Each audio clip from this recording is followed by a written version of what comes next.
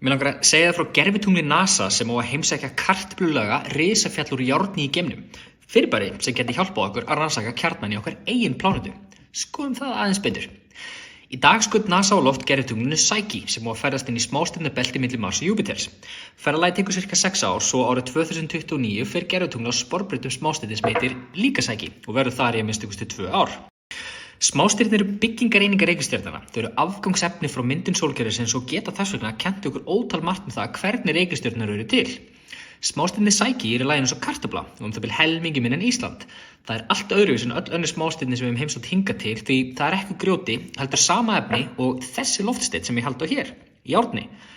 Þegar jörðin og hinar bergreikistjörnur eru til, sökk mest allt þetta þunga járnin í miðjuna og myndaði kjarnann.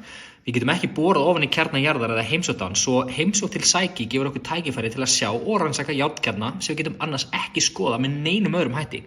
Við höfum aldrei áður sent geimfar til jafn framandi hnattar. Er Psyche í alvöru kjarni úr reikistjörnu sem hafa verið systur reikistjörnu jarðar en splundrast snemma í sögu sólkerfisins? Eða er Psyche kannski eitthvað alveg nýtt og óþekkt? Leiðangurinn á meðal annars að hjálpa okkur að svara því. Spennandi!